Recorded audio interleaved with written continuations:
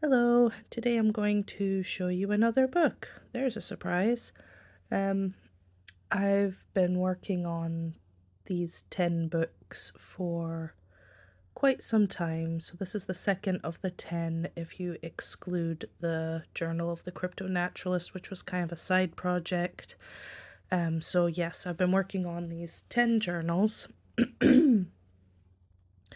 And the videos are probably going to be coming fairly regularly for the next few weeks as I complete them because they're all about half finished. I kind of rotate through things.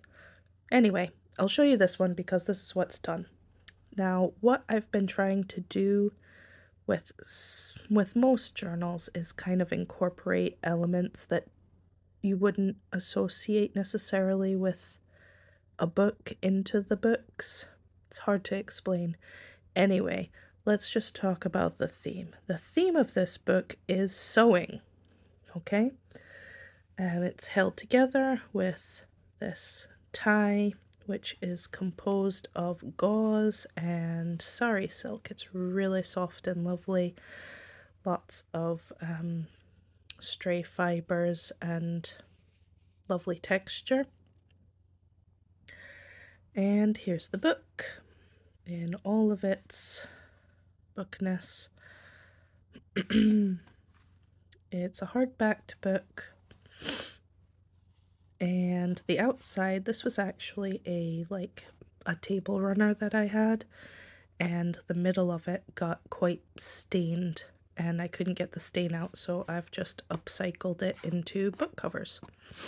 And it's just covered in botanicals and fungi. Sorry, I'm still not 100%, so I'm a bit snorfy. I'm still snorfy. So yeah, I never know what to do with the cover of books. It's like the bane of my crafting existence at the moment. So this book's cover was no different. I didn't have a plan. I was just kind of collaging some fabrics on there, and then I had this great idea to make a pincushion because it's a sewing book, you see. So there's sari silk on here. I crocheted the pincushion and I stuffed it. And it's magnetic, so it attaches to the book and can be used separately as well. I thought that was quite pleased with myself about that, to be honest. And then in the pocket, I've just got some kind of botanical dried flower type stickers and a little bit of ephemera here. So it's just a little pocket here and the pincushion. Now I'm going to take the pincushion off when I open the book so that it opens flatter for showing you the stuff's reasons. And if we open the book, on the very first page we have everything's quite in shadow, huh? I need to move this closer. So we have tools. We've got some lovely sewing scissors. I've just put some matching bits of sari silk and gauze on there. It's really soft and silky. There's lace. It's all about textures combining metal with fabric and paper. I've got some gilding here also to bring in the copper. So, you know, most of what I do, it's neutral colors, browns, and then I get into the greens and hints of metallic whatevers. So yeah, I bought the scissors. I've got a lovely seam ripper here, which is a very useful tool. They're held in with elastic, so they can be taken in and out. And here is one of the needle threaders that I sculpted. So this is 100% made by me, painted and sculpted, and he's got a magnet on the back, which can be quite good for minding needles as well, but he just goes into this little recess here. So he's got his own little spot and he just pops in with a magnet. Super cool. So the first page of the book, as you can see, I left this bit empty because obviously that's there to protect the sculpted needle threader.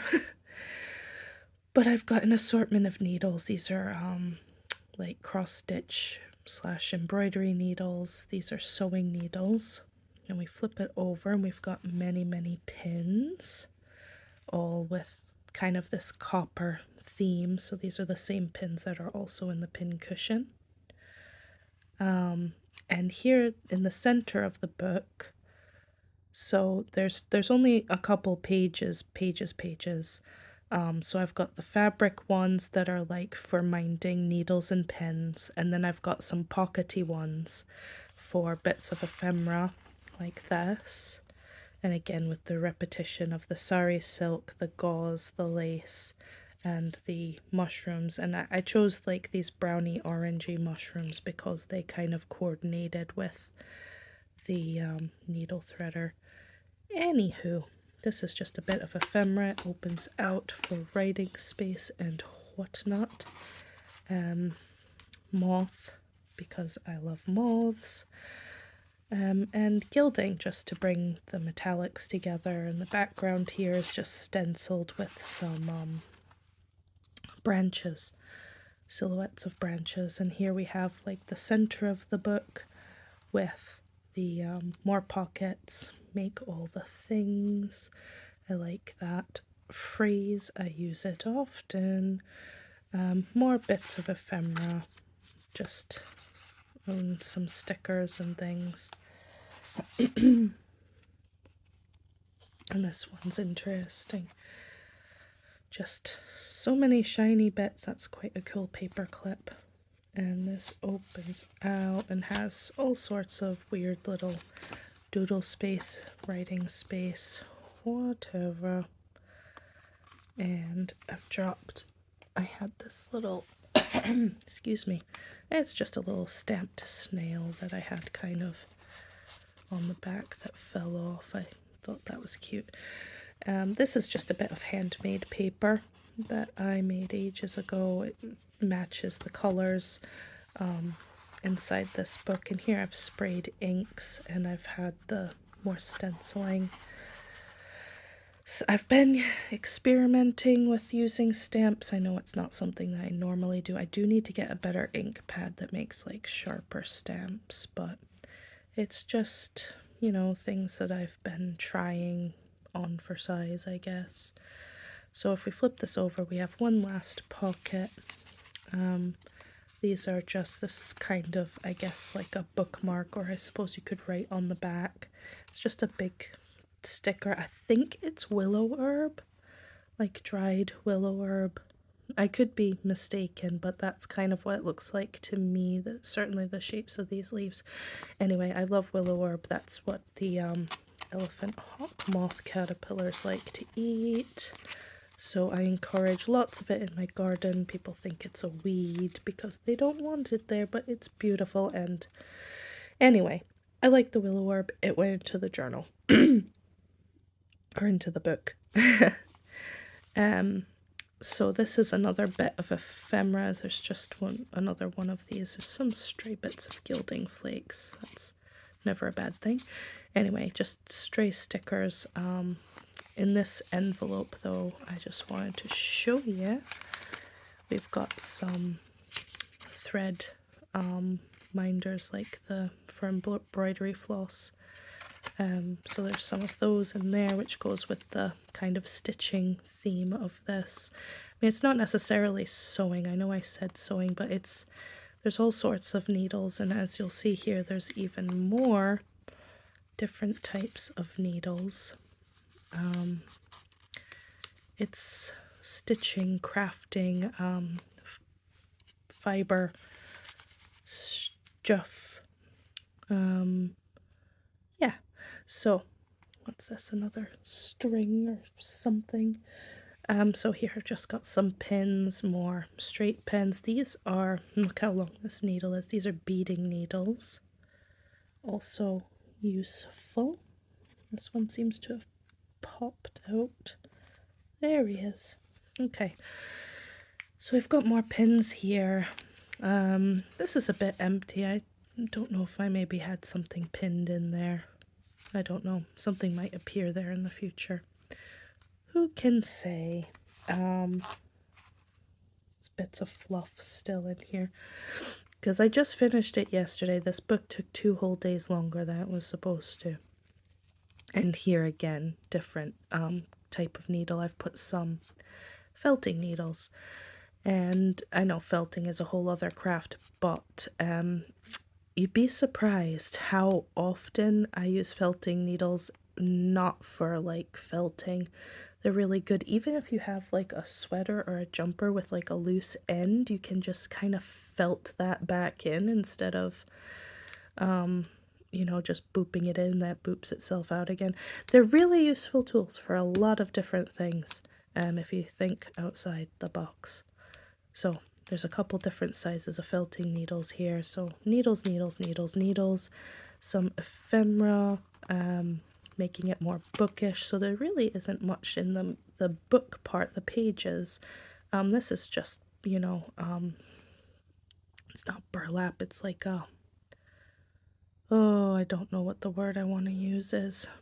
It's not coming to me. It's just a canvasy type fabric, which I really like the frayed edges of, and there's a little bit of batting in between to make them a bit softer. So yes, there's ephemera, pockets, and then in the back of the book, to make it more bookish, we have a sketchbook. So I've just decorated the cover of it. It's just plain white paper inside. So this can be used for journaling, for sketching, and it is removable and replaceable, because all you do is you take this as just a A6 sketchbook, and you just attach a bit of card to make a slidey flap. So I suppose it could also stand up with that, like think like a picture frame flap, and then it just slides into this little belly band that I've put in. So that makes it removable to work in, replaceable if it's full up, and that is pretty much the entire book. I mean, it was just this idea I had to combine like different things. I know in like the witchy books and whatnot, I've been doing things like pendulum boards and different kinds of like little tins and things that open out, are boxes that are glued in. And I just thought, well, this, because I'd done like a needle book before. I've done needle books for, what was it? It was for one of my Halloween advents a couple years ago. So I thought, I'm kind of combining the needle book concept with journaling.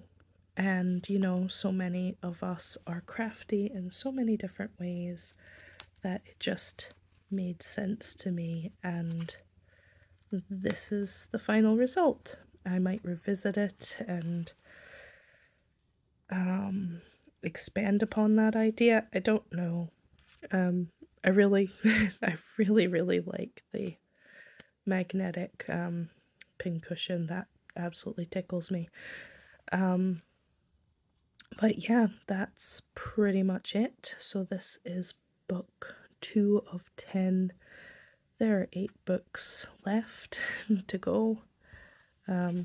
No schedule, really. There's lots of other things I probably should be doing. Like right now, there's a mountain of dishes that are staring at me that really need to be put into the dishwasher. But yes, this was... I'm quite pleased with how this one came out, if I'm honest. And there's so many little things stuck everywhere. There we go. That's just a bit of fluff. So yeah, this is available. The snake book that I made as well, the witchy one, is available.